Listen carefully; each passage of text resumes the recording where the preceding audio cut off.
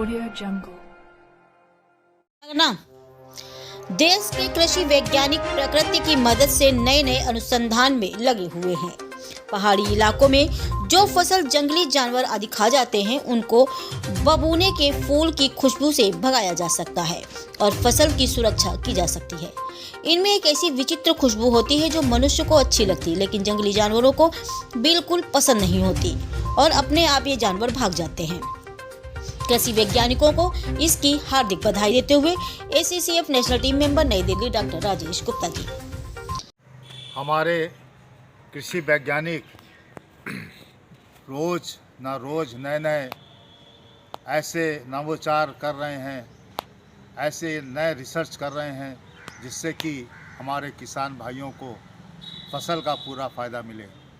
मैदानी क्षेत्र में जो किसान लोग ऐसे पशुओं से परेशान रहते हैं जो रात में उनकी फसल खा जाते हैं, दिन में खा जाते हैं, और उनकी रखवाली के लिए उनको अपनी फसल को बचाने के साथ साथ अपने जीवन का बहुत सा समय खेत में देना पड़ता है इन जानवरों पशुओं को बचाने के लिए, क्योंकि अगर इन्हें नहीं बचाएंगे तो ये फसल खा जाएंगे, मेहनत को पूरा ख़त्म कर देंगे।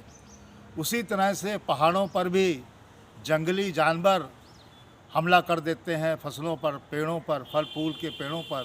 उन्हें बचाना भी बहुत ज़रूरी है और किसी वैज्ञानिक ऐसे क्षेत्र में कार्य कर रहे हैं और उन्होंने बबूने का फूल को निकाला है। एक प्रकृति का देन है जो उसकी खुशबू से जंगली जानवर दूर भाग सकते हैं। बबूने का फूल जिसको कि कैमोमाइल्स कहते हैं, और कैमोमाइल्स के इस फूल में एक फ्लेवोनोइड्स का एक ऐसा सुगंधित तत्व होता है जिसकी सुगंध से मनुष्य को तो अच्छा लगता है मगर जंगली जानवर उससे दूर भागते हैं।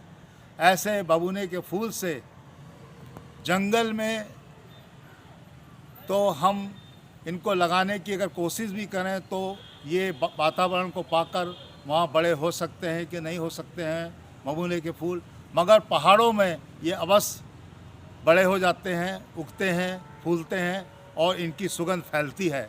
और वास्तव में ये कृषि वैज्ञानिकों की बहुत बड़ी देन है जो जंगली जानवरों को बचाने के लिए पहाड़ों की फसलों को एक नया तरीका कृषि के रूप में, प्रकृति के रूप में दे रहे हैं। मैदानी क्षेत्र में अभी भी रखवाली और अन्य तरीक़ों से ऐसे पशुओं की देखभाल करनी पड़ती है जो फसल और अन्य चीज़ों को खेत में आकर खा जाते हैं, चर जाते हैं, जिससे कि किसान भाइयों को बहुत नुकसान होता है, उनको पूरी फसल का फ़ायदा नहीं मिलता है। आइए हम कृषि वैज्ञानिकों से भी यही निवेदन करते हैं और विनती करते हैं कि वो ऐसे ही कोई फूल खुशबू वाले प्राकृतिक के मैदानी क्षेत्र को भी दें जैसे कि पहाड़ों पर दिए हैं, तो ये बहुत ही सरल तरीका मैदानी क्षेत्र का भी हो जाए। आप सब लोगों को इस कृषि वैज्ञानिकों की देन जो पहाड़ों को मिली है फसल बचाने के लिए जंगली जानवरों से, उसके लिए हार्दिक बधाइयाँ, शुभकामनाएं। जय हिंद, जय भारत।